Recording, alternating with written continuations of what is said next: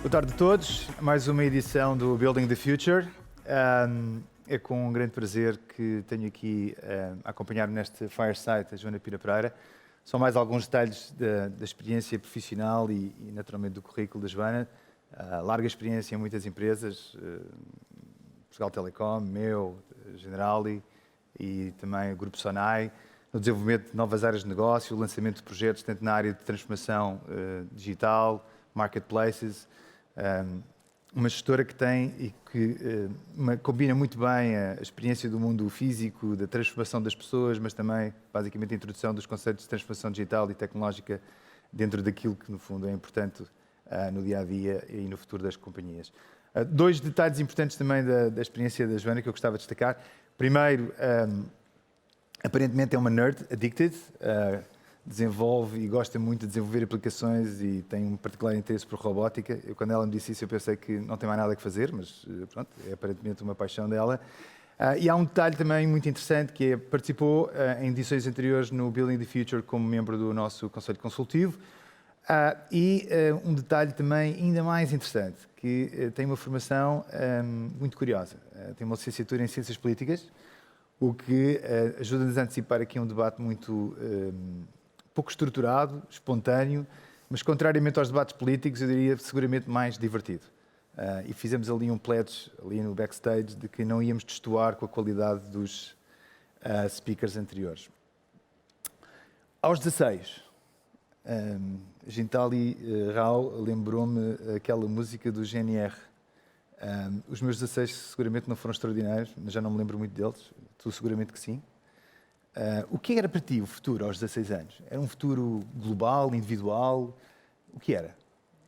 Eu acho que era em tudo diferente daquilo que a primeira oradora veio aqui explanar. Aos 16 anos eu estava de botas da Toropa, Dr. Martens, uma camisa aos quadrados, a cantar canções nostálgicas dos Pearl Jam e outros afins, se calhar um bocadinho mais pesados, por isso claramente não imaginava o meu futuro, enfim, mudava o meu pequenino mundo, bocadinho a bocadinho, mas nada tão extraordinário como a primeira oradora, certamente. Claramente, eu julgo que é um tema, não sei se é geracional, de formação, de preocupação. De facto, demonstrou aqui um interesse muito grande, não é, na resolução dos problemas futuros, mas sobretudo problemas atuais que ainda existem. Eu acho que este desequilíbrio, não é, de uma tantas soluções tecnológicas e tantas plataformas, mas existem problemas que estão simples ainda por resolver. Já vamos discutir um bocadinho isso. Pode ser uma questão de incentivos, pode ser também uma questão relacionada com os sistemas educativos, mas já lá vamos. O futuro, de facto, muitas vezes está associado à tecnologia, não é? Acho que o futuro não é necessariamente tecnológico. A tecnologia tem um papel importante não só para resolver problemas, evitar os erros do passado. O futuro, são vários futuros, como alguém hoje de manhã mencionou, e também como o Sr. Presidente mencionou, o futuro também tem que ser mais humano. Como é que gerimos muito esta questão da inovação, que muitas vezes está associada à tecnologia, mas na realidade ela tem que ser uma inovação focada, não é, nas pessoas, focada na sociedade, focada nos problemas mais básicos?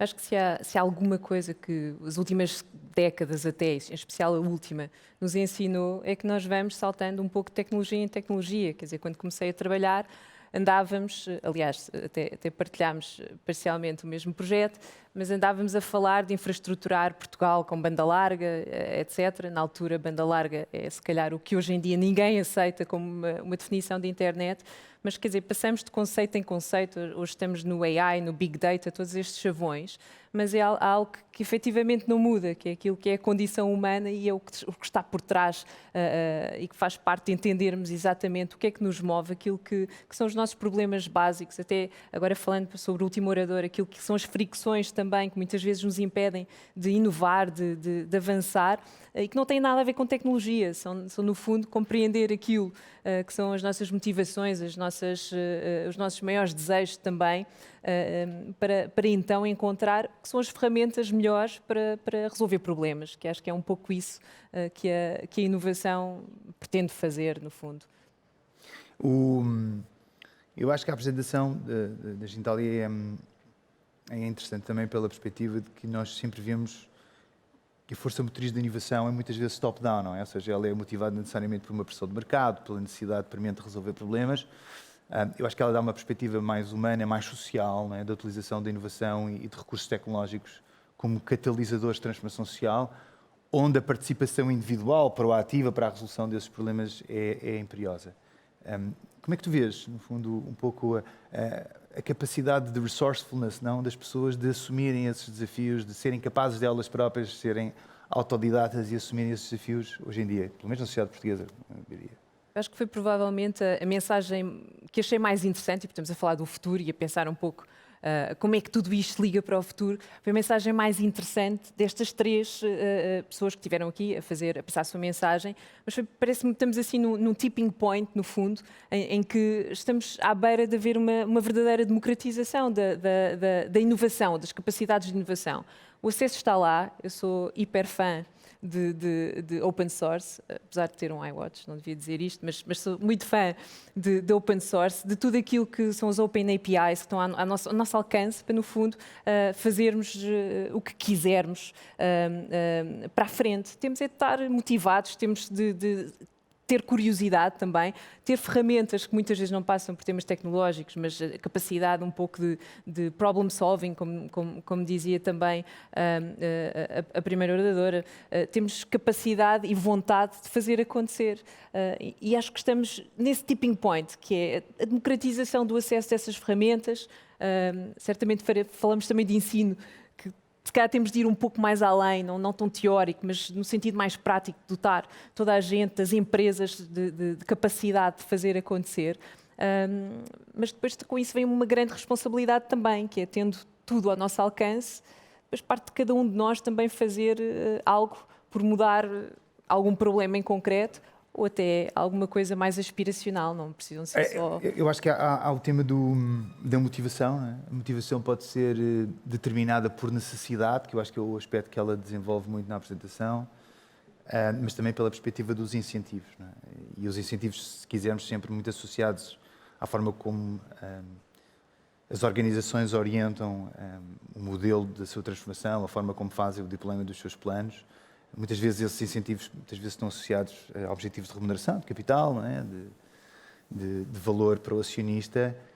Muitas vezes são incentivos definidos a curto prazo. E ela menciona um pouco isso, não é? A inovação não tem prazo, a inovação não tem pressão. Não é?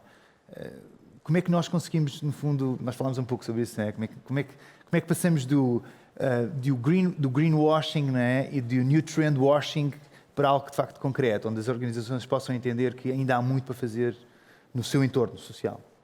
Acho que é muito difícil também, mais uma vez, voltando à nossa condição humana. Nós todos somos movidos também por incentivos. Somos todos incentivados por coisas diferentes, não é? Que também é algo muito positivo. Senão não tínhamos pessoas a olhar para o céu e a pensar no universo o que é que está para lá, porque não há certamente uma aplicabilidade pragmática, mas nós precisamos de facto também de haver espaço para os grandes sonhadores e que não estão forçosamente a resolver uma equação muito específica de um problema muito específico e muitas vezes que não têm efetivamente a acompanhar um case study qualquer de profitability, de poderem, enfim, de facto, ter uma recompensa imediata. Agora, eu acho que cabe também às organizações conseguirem perceber as motivações de diferentes grupos de pessoas, e são distintas, eu acho que são muito distintas. Eu sempre trabalhei muito próximo de áreas comerciais. As áreas comerciais têm... enfim, uma capacidade muito rápida e imediatista de incentivar e de impelir a ação por incentivos económicos imediatos, por remuneração e tudo mais, mas acho que cada vez mais as pessoas, e noto cada vez isso mais em todos os sítios por onde passei, não passa apenas por isso, querem se sentir bem com a organização, querem sentir que fazem parte de algo que faz sentido, que tem impacto no mundo, e acho que isso não é um incentivo de todo desprezível, é o tal elemento humano que também nós todos somos vulneráveis também a ele. Sim, e aí tocando na última apresentação, até porque nós temos que falar bem todas as apresentações de forma equitativa, o papel também muito diferente que é esperado também dos recursos humanos. Não é? Ou seja, de facto a inovação é gerada a partir do ser humano com o benefício para o próprio ser humano. Não é? E nem sempre as organizações valorizaram o ativo humano de uma maneira que de repente, seja pelo Covid ou não, o estamos a fazer. De facto, os recursos humanos quase começam a assumir aí uma importância, ou deveriam assumir, na forma como se valoriza o colaborador, se integra o colaborador, como prepara e ajuda, não é, o colaborador ao longo da sua vida. E falou-se aqui um bocadinho no Lifetime Learning, e um outro conceito que a Microsoft também introduziu muito, para aqueles que não sabem, que tem a ver com o Technical Intensity. Não é? Como é que vês, de facto, o futuro das organizações que muitas vezes sempre olharam com desconfiança, muitas vezes, sobre a forma como investem nos recursos, não é? Porque, na realidade, a partir do momento que tu investes, provavelmente é um recurso que passa a ser muito atrativo também para o mercado, e, portanto, há aqui uma perspectiva muito perniciosa, não é? nesta dualidade. Agora, aquilo que nós achamos é que não há qualquer outra hipótese, ou seja, é necessário continuar a reter e investir. Não é? Claro. Acho que não é ao acaso que também cada vez menos falamos de direções de recursos humanos, aquela coisa mais administrativa, mais burocrática, e agora temos departamentos de people culture. E que parece, eu acho que por enquanto, em muitos casos, é apenas ainda também mais um daqueles chavões buzzword, mas eu acredito mesmo que estamos a mudar muito para aí, porque mais do que aquilo que é mais imediato do processamento de salários, de coisas burocráticas, etc., há uma perspectiva. Aliás, não é uma perspectiva, é algo mais comprovado que pessoas motivadas produzem mais. Por isso é win-win para todos os lados. Trabalhamos numa organização onde as pessoas se sentem bem, se sentem identificadas com uma cultura. Já não é suficiente ir para um sítio onde, na verdade, não me identifico com a forma de estar e, às vezes, mesmo com o próprio propósito da companhia. Aliás, a Microsoft tem um lema fantástico também, que é Empower Everyone to be Better, não é? Alguma coisa deste género. Sort of. Não trabalho para a Microsoft, não tenho que saber, não é? Mas pronto, vocês corrigirão, sim, certamente. Mas que de facto tem a ver com isto, haver um propósito maior e sabermos que, quer dizer, it's up to everyone, incluindo as empresas, também contribuírem um pouco e tomarem conta também dos seus recursos humanos, valorizarem-nos devidamente, é absolutamente necessário e win-win e lifetime learning, etc., já são práticas amplamente difundidas e não há outra forma de estar. Olha, pergunta binomial. Líder para ti é um líder cartesiano ou um cheerleader? É que falámos hoje um bocadinho aqui sobre líderes. Acho que há líderes diferentes para grupos de pessoas diferentes e para funções diferentes. E acho que um bom líder sabe adaptar-se e ser cheerleader quando tem de ser e sabe, se calhar, ser também um bocadinho mais top-down ou um pouco mais pragmático quando tem de ser. Não acho que exista um tipo de líder super eficiente, existem diferentes tipos de líderes, mas aquele, na minha opinião, mais capaz é aquele que se consegue adaptar e, de facto, extrair o melhor de cada uma das pessoas, não é? Inculcar objetivos à força, isso já era, mas é conseguir perceber o que é melhor naquela pessoa em particular, na dinâmica daquele grupo e extrair o melhor possível dessa pessoa. Acho que é essa a função de um grande líder. Eu acho que as três apresentações acabam por tocar nesse fator humano com que se encara a inovação. Eu acho que nós temos sempre aquela visão muito fuel-based, como dizia o David, mais investimento, mais infraestrutura, mais funcionalidades. E depois esquecemos que há todo um entorno mais soft, não é? Que ajuda a incentivar, de certa forma, não só a criação, mas também a adoção. Não é? Portanto, de facto, a inovação só tem sucesso se ela for adotada, portanto, ou seja, se ela for útil para resolver problemas. E depois falámos aqui de várias coisas, não é? Ou seja, tem que haver processo, tem que haver inspiração, tem que haver liderança e incentivo sobre aquilo que as pessoas fazem, não é? O coach and care, obviamente que tem que haver método, mas nunca se falou muito de bits e bytes, não é? Nestas três apresentações. Não se falou muito do tal fuel como um fator crítico para o processo de inovação. Falou-se, de facto, do soft side, acho eu. Se calhar é porque é uma área muito menos inexplorada, mas de qualquer forma não conheço uma única empresa que tenha a ambição de crescer, que não esteja agora a olhar para customer journeys e a sair de si própria, no fundo, para se pôr nos pés do consumidor, nos pés da empresa que serve, de quem quer que esteja do outro lado, a perceber o que é que são esses momentos de fricção, não é? Claro. E o que é que são os tais momentos da verdade que vão fazer com que uma ideia, um produto seja mais ou menos adotado. E às vezes também há falhanços, que também faz parte, temos muita dificuldade em aceitar também, não é? Porque queremos todos ser super vencedores, mas na verdade também fazem parte e saber aceitá-los e partir para outra com as aprendizagens o mais depressa possível, acho que é a cultura mais rica que qualquer empresa pode adotar, claramente. Sim. Há duas ideias interessantes que o David menciona. Uma que nós tínhamos também falado por cima, mas acho que é importante também tocar, porque acho que impede muitas vezes muitas organizações de darem esse salto, que é, será que há sempre uma lógica de winners e losers sempre que há de facto um salto do ponto de vista de inovação? E isso faz-nos pensar, não é? Será que o futuro, os losers vão ser sempre um dano colateral? Será que é possível ter de facto modelos de win-win?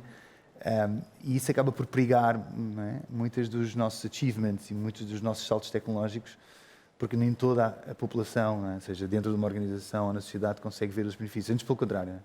Acabam por ser dilacerados e secundarizados. Não é? É um feito... faz pensar.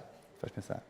Quer dizer, é também, mais uma vez, pela natureza humana. Nós todos queremos ser vencedores. Não há nenhum miúdo que fique contente, e eu acho que nós andamos há gerações a dizer isto, que é, não faz mal, o que importa é participar. Exato. E tal. Espetacular, mas toda a gente quer vencer. E eu acho que essa combatividade, essa competitividade também não tem mal nenhum, desde que saibamos às vezes enquadrar o nosso sucesso de uma forma em que eu superei-me. E acho que é o mais relevante no meio disso tudo. Agora, em termos mais genéricos sobre winners and losers, eu não acredito em sociedades, eu gostava de não acreditar em sociedades, em economias, onde temos um winner takes it all, não é? Nós estamos com essa tendência, com grandes mastodontes, e é muito difícil contrariar, porque muitas vezes são temas de escala, não vou aqui mencionar, acho que é óbvio tudo o que estou a falar, mas são temas de escala também que fazem que seja mais propício o winner continuar a ser cada vez mais winner, mas ninguém gosta de déspotas e isso também faz parte da natureza humana e por isso acho que há sempre o nicho que surge como nicho, mas depois cresce para ser um contender e um challenger e acho que essa dinâmica que também é o fio da inovação. O que é difícil, não é? Ou seja, tu de facto teres um player de nicho que é challenger e que põe em causa, no fundo, as regras e o establishment. Mas para o acontecer é preciso necessariamente ter investimento e, portanto, esse investimento acaba por só vir, aparentemente, pela escala. Há aqui um tema que foi referido também esta manhã, não necessariamente nesta apresentação, que é a inovação pela inovação, não é? E não necessariamente com bem e com uma utilidade final. Uma inovação que pode ser estonteante e que, ao mesmo tempo, pode, inclusivamente, abrir ainda mais o fosso, não é? Entre uma certa desigualdade, não é? De quem beneficia e quem não beneficia. E, obviamente, que a inovação pode dar muito poder a poucos, que continuam a inovar sobre si próprios, não é? E continuam a deixar para trás um rastro, não é? De desfavorecimento e desigualdade. É um tema preocupante, não é? Nós vemos isso hoje, sobretudo até na tecnologia, nem falo muito só do ponto de vista da inovação médica ou de outro tipo de entorno. Claro que sim, mas ao mesmo tempo, e acho que quer dizer, são problemas muito grandes, não sei se a tecnologia, obviamente, muitas das inovações criam fossos ainda maiores, mas outras são equalizers também muito grandes, não é? Como vimos na primeira apresentação, quer dizer, o acesso à internet em países de terceiro mundo, a todos os recursos que qualquer outra pessoa tem em qualquer outro sítio na Europa, é um equalizer tremendo. Agora, é verdade que, quer dizer, é sempre o ponto de partida de onde começamos a correr faz muita diferença depois no resultado final. E acho que é nosso dever também, eu também o encaro assim, contribuir também para sermos equalizadores disso e, pelo menos naquilo que é a nossa comunidade mais imediata, temos esse papel também de poder dar as mesmas oportunidades ou tentar, pelo menos, fazer com que a linha de partida seja mais ou menos igual para todos. Muito bem. Há um tema que de facto se abordou aqui que tem a ver com a educação e tu já tocaste nisso. A educação, aliás, tem sido um tema altamente debatido esta semana na imprensa nacional, com muitos artigos de opinião relativamente à dualidade entre o esforço de infraestrutura e a componente mais de adaptação, a praticalidade, no fundo, do ensino, a integração do ensino superior no meio empresarial, as competências, não é? Mas infelizmente não temos tempo para isso, até porque inclusivamente há um terceiro dia no Building the Future para falar sobre a educação. Joana, muito obrigado. Obrigada eu e obrigada pelo convite, que ainda não tinha tido a oportunidade de agradecer. Obrigada, Tiago.